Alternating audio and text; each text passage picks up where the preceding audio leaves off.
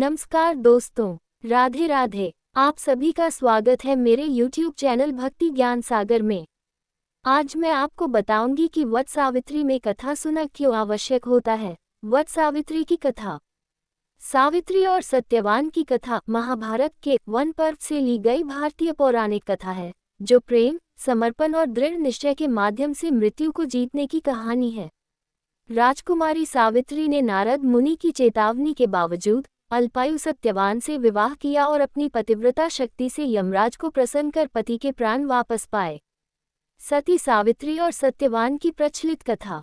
प्रतिवर्ष ज्येष्ठ मास की अमावस्या को उत्तर भारत की सुहागिनों द्वारा तथा ज्येष्ठ मास की पूर्णिमा को दक्षिण भारत की सुहागिन महिलाओं द्वारा वट सावित्री व्रत का पर्व मनाया जाता है। कहा जाता है कि वट वृक्ष की जड़ों में ब्रह्मा, तने में भगवान विष्णु व डालियों व पत्तियों में भगवान शिव का निवास स्थान माना जाता है। इस व्रत में महिलाएं वट वृक्ष की पूजा करती हैं। सती सावित्री की कथा सुनने व वाचन करने से सौभाग्यवती महिलाओं की अखंड सौभाग्य की कामना पूरी होती है। कथा। पौराणिक, प्रामाणिक एवं प्रचलित वट सावित्री व्रत कथा के अनुसार सावित्री के पति अल्पायु थे। उसी समय देव ऋषि नारद आए और सावित्री से कहने लगे कि तुम्हारा पति अल्पायु है, आप कोई दूसरा वर मांग लें। पर सावित्री ने कहा, मैं एक हिंदू नारी हूँ, पति को एक ही बार चुनती हूँ। इसी समय सत्यवान के सिर में अत्यधिक पीड़ा होने लगी। सावित्री ने वट वृक्ष के नीचे अपने गोद में पति के सिर को रख उसे लेटा दिया। उसी समय सावित्री ने देखा अनेक यमदूतों के साथ यमराज आ पहुँचे हैं। सत्यवान के जीव को दक्षिण दिशा की ओर लेकर जा रहे हैं। ये देख सावित्री भी यमराज के पीछे पीछे चल देती है। उन्हें आता देख यमराज ने कहा कि ये पतिव्रता नारी पृथ्वी तक ही पत्नी अपने पति का साथ देती है, अब तुम वापस लौट जाओ।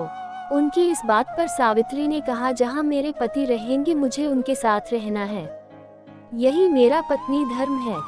सावित्री के मुख से यह उत्तर सुनकर यमराज बड़े प्रसन्न हुए। उन्होंने सावित्री को वर मांगने को कहा और बोले, मैं तुम्हें 3 वर देता हूँ, बोलो तुम कौन कौन से 3 वर लोगी।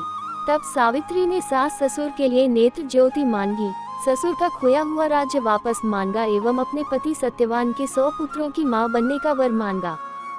सावित्री के ये तीनों वरदान सुनने के बाद यमराज ने उसे आशीर्वाद दिया और कहा, तथास्तु, ऐसा ही होगा।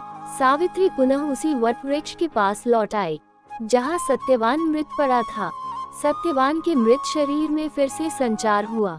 इस प्रकार सावित्री ने अपने पतिव्रता व्रत के प्रभाव से न केवल अपने पति को पुनः जीवित करवाया, बल्कि सास ससुर को नेत्र ज्योति प्रदान करते हुए उनके ससुर को खोया राज्य फिर दिलवाया। तभी से वट सावित्री अमावस्या और वट सावित्री पूर्णिमा के दिन वट वृक्ष का पूजन अर्चन करने का विधान है। यह व्रत करने से सौभाग्यवती महिलाओं की मनोकामना पूर्ण होती है और उनका सौभाग्य अखंड रहता है। कथा का सार ये है कि एकनिष्ठ पतिपरायणा स्त्रियां अपने पति को सभी दुख और कष्टों से दूर रखने में समर्थ होती है। जिस प्रकार पतिव्रता धर्म के बल से ही सावित्री ने अपने पति सत्यवान को यमराज के बंधन से छुड़ा लिया था, इतना ही नहीं, खोया हुआ राज्य तथा अंधे सास ससुर की नेत्र ज्योति भी वापस दिला दी। उसी प्रकार महिलाओं को अपना गुरु केवल पति को ही मानना चाहिए। गुरु दीक्षा के चक्र में इधर उधर नहीं भटकना चाहिए। अगर आपको वीडियो अच्छा लगा हो तो प्लीज वीडियो को लाइक करें, चैनल को सब्सक्राइब करें, शेयर करें। राधे राधे।